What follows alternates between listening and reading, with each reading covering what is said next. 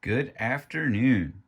Welcome back to my train room. It is Front End Friday, February 25th, 2022, and I am doing a follow up video to my collecting series part 1 by reviewing one of the locomotives that came in that shipment. So let's take a look as we come up here. It's a pretty exciting model. This is a DM and IR 2884 YellowStone locomotive. I picked this up recently. It is used. Well, it was never run, but it was collected and stored, it would appear.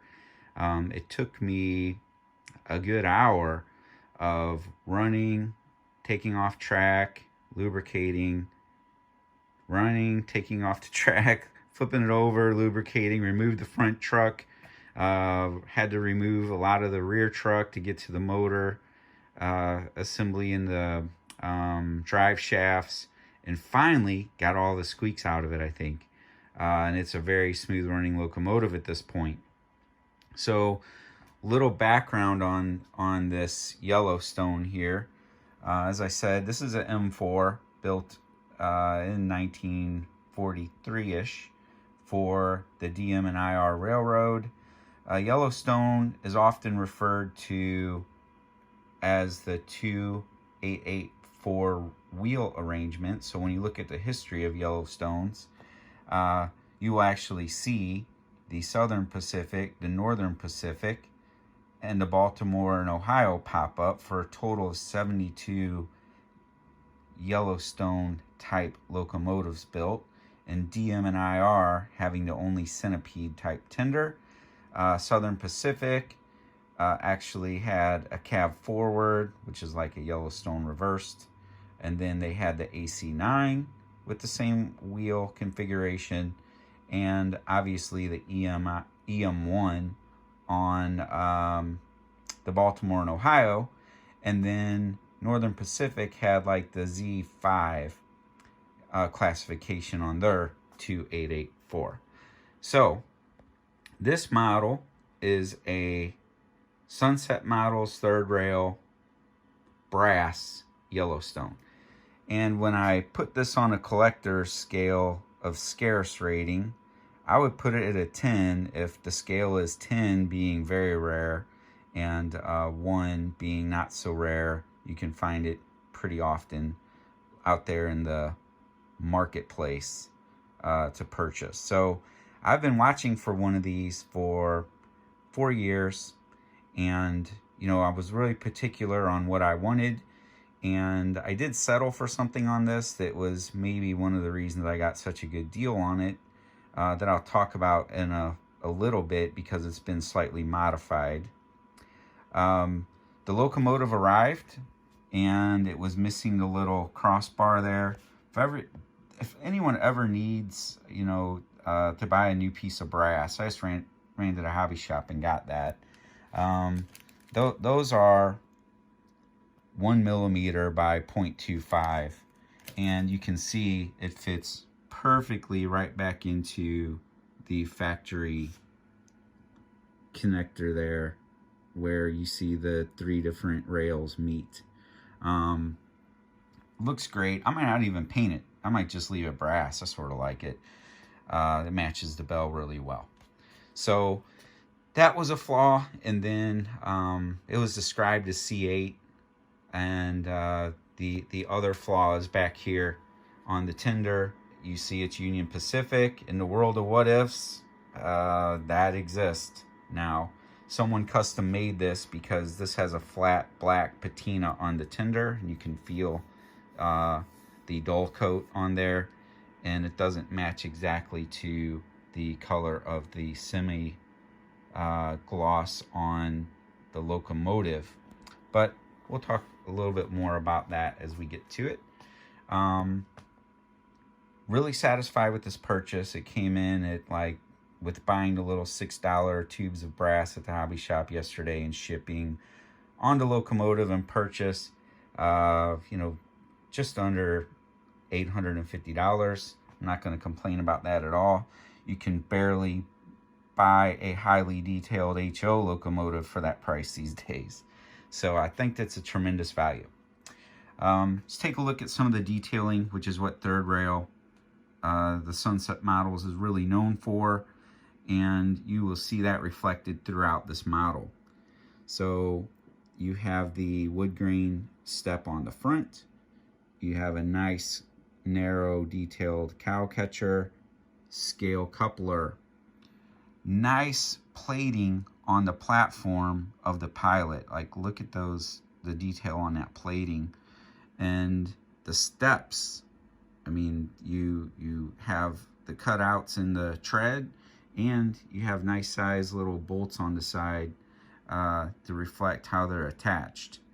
I absolutely love the amber color of the front light on the pilot there, and I love the shape of the light with the backlit number boards there.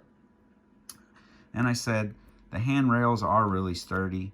That's not even glued in, it's pressure fit right here. So at one point in time, it looks like someone went a little crazy on the JB weld over here. No big deal to me. This locomotive may end up being weathered. Haven't decided yet. Detail on the front, very, very good. Then if we get to the top of the boiler, look at the smokestack. Excellent detail. This is equipped with a fan-driven smoke unit.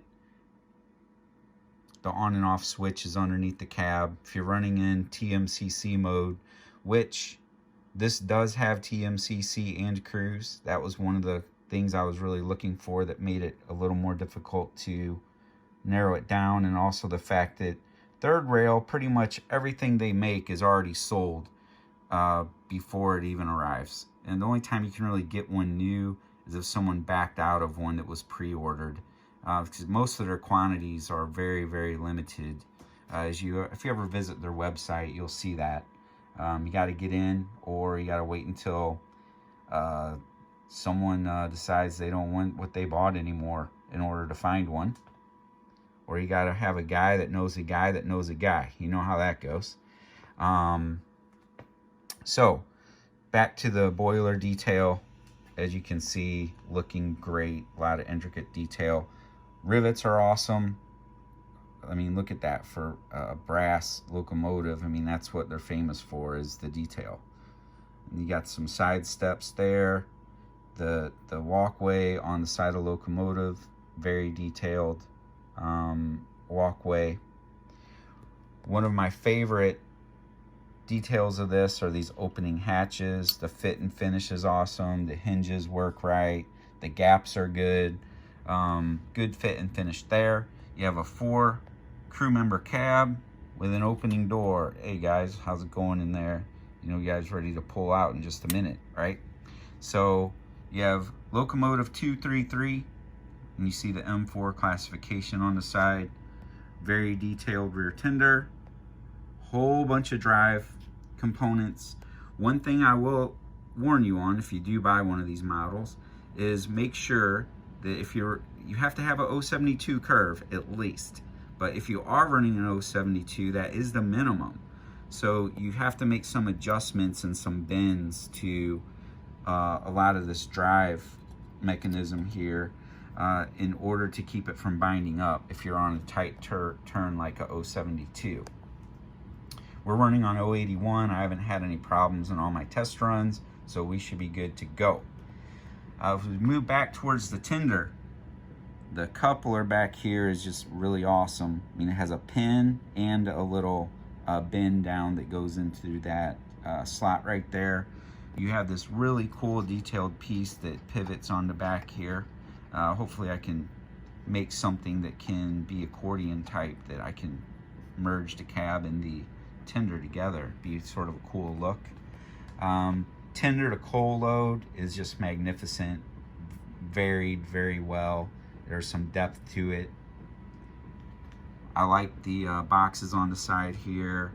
Very good detail on the truck and the wheels there, and all your controls are underneath these panels here, or I should say in these hatches. You have the on and off for cruise, you have the program and run switch, and the volume control.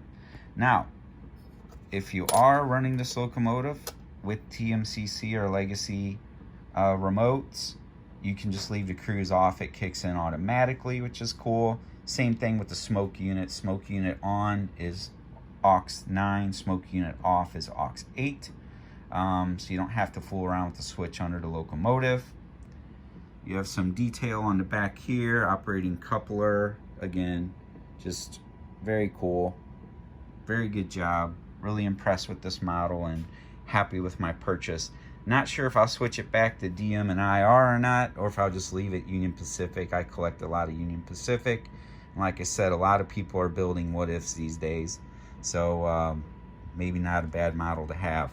And this was the direct competitor for the Union Pacific's Big Boy. Same wheel configuration, but Union Pacific added another set of wheels underneath the Pilot for, you know, one of the largest locomotives ever, right? And it was a direct competitor of this locomotive because these were in operation all the way up through the steam era, except for number 237, which was wrecked when it was leased out to the Denver Rio Grande Railroad. So these could still be seen running along the rails with diesels. So very, very reliable locomotive that was on the rails for a long time.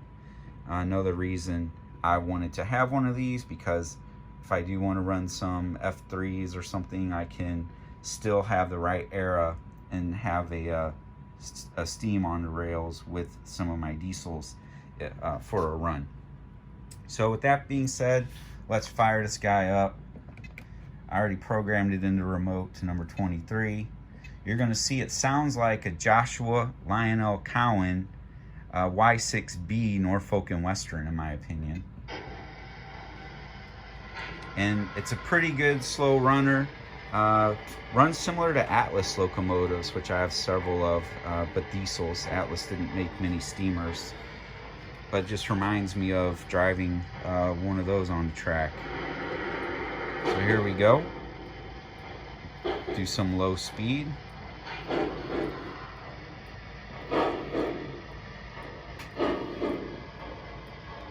And watch all the drive line.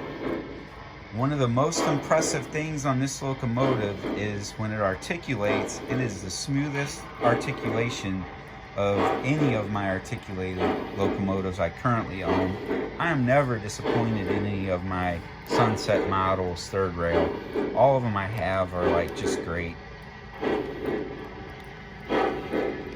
The attention to detail and the quality is amazing, and that goes all the way through to the functionality. I'm going to speed it up a little bit.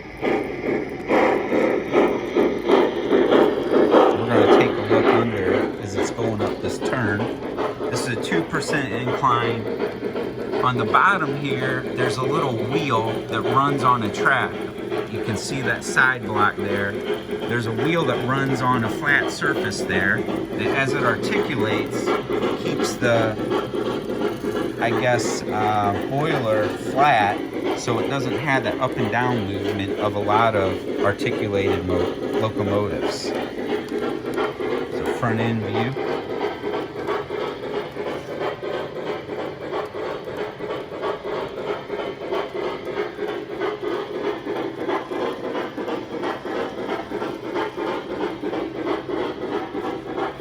We're gonna blast the horn a couple, or the whistle a couple times, and then that will be a wrap.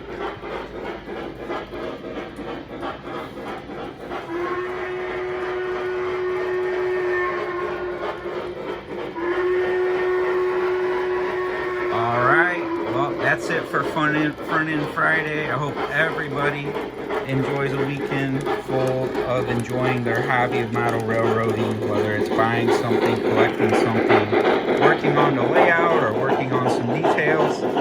It's all a lot of fun. Thanks. and I will talk to you next time.